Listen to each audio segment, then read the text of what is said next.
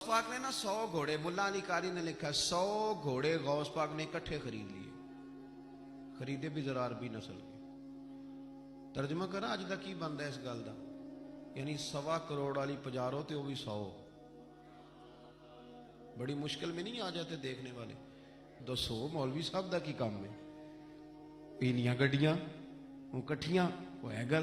तो गौस पाक ने 100 घोड़े इकट्ठे ही, यहाँ एक रवायत है कि 50 घोड़े अरबी नस्ल के महंगे। उस दौर में वही अरबी नस्ल के घोड़े कमाना वही था जो आज आपके यहाँ ना लैंड क्रूजर कमाना है। एक गौस पाक का मुरीद था, तो एक शख्स से कहने लगा चल मैं तुझे अपने पीर साहब से मिला के लाऊं। मुल्ला अली कारी ने इसको लिखा है। तो वो कहने लगे मैं नहीं जाता पीरों के पास। उसने कहा चल तो सही। वो ले आया। पहले दिन दाखिल हुए तो गौस पाक के अस्तबल में 50 घोड़े बंधे हुए। पहला ही शिकवा, कहने लगा यार गुस्सा न करना। यही होती है ना बातें, स्टाइल भी यही होती, गुस्सा न करना। वैसे एक घोड़े से भी काम चल ही सकता है। आपको पता है ना, बड़ा बड़ा लोगों को याद आता है गरीबों की बच्चियां और फलानी शय और गरीब और ये बड़ी बड़ी चीजें याद आ, उसको भी याद आ। गुस्सा ना करना। मैं अब उस बेचारे के पास जवाब भी कोई नहीं था कि हजरत साहब बात तो ठीक ही है, लेकिन जब आप किसी के हाथ पे बैत कर लेते हैं ना, फिर आपका इन कहानियों में उलझना बनता नहीं। फिर आज ये तो बातें पहले की थी ना, सोचते पहले तो बात हो गई, अब तो अमल करना है। तो होते हैं कुछ कच्चे बंदे भी बेचारे जो सारी जिंदगी सीधे सीधे होने में टाइम गुजार देते हैं, और जब तक पक्के होते हैं तब तक काम ही खरा खत्म हो जाता है। गौसे पाक का वो मुरीद कहने लगा यार बात तो तेरी ठीक है, पर चलो मैं पता करूंगा 50 क्यों है। आए मिले, लेकिन वो रोज तंग करता वो बंदा। फिर पूछा पीर साहब से 50 घोड़े क्यों रखे। फिर पूछा पीर साहब से। ये उस शख्स ने लिखा है जिन्होंने मिशकात की शरह भी लिखी है। मैं सूफी दरवेश की बात नहीं कर रहा, एक मुहद्दिस की बात कर रहा हूं जिन्होंने बात लिखी है। फरमाने लगे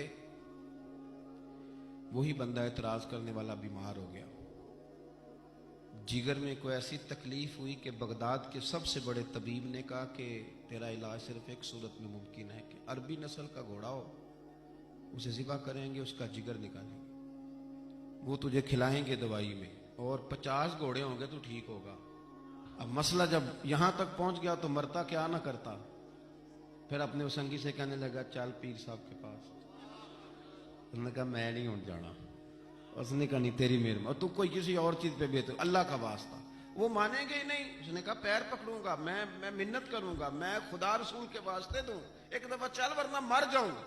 मरने वाला बंदा क्या करे, जब मौत सामने नजर आए तो गया गौस पाक के पास और कहता सारे रास्ते सोचता गया कि पैरों पे सर रखूंगा, पगड़ी उतारूंगा, ये करूंगा, मिन्नत करूंगा, माँ की बात सुनाऊंगा, अपनी बहनों का वास्ता दूंगा, बड़ा कुछ करूंगा, हुजूर आ उसके सदके मान जाए, छोटे बच्चों की बात सुन। सारे रास्ते तैयारी करता गया।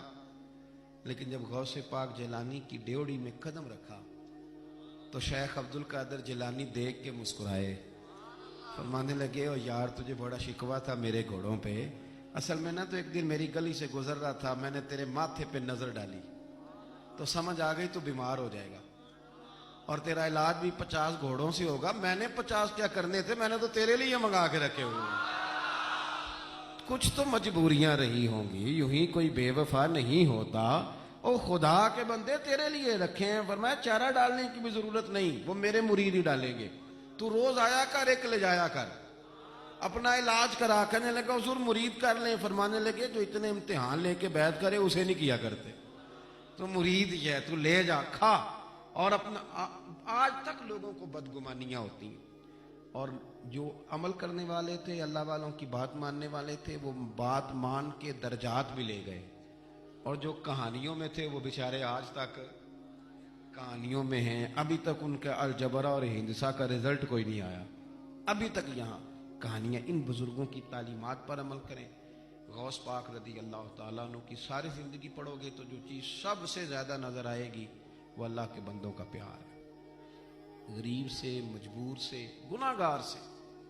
गुनाहगार के साथ आपका प्यार ये है कि आप उसे नेकी की तरफ माइल कर दें। गुनाह इंसान को खा जाता है, घिन की तरह चाट जाता है। अगर आप उसकी सलाह कर देंगे तो आपने उसके साथ बहुत ज्यादा नेकी कर दी। तो ये सारी तरबियत हुजूर गौसे पाक फरमाया करते थे। अल्लाह ताला हमें उनके फैज़ से फैज़ याफ़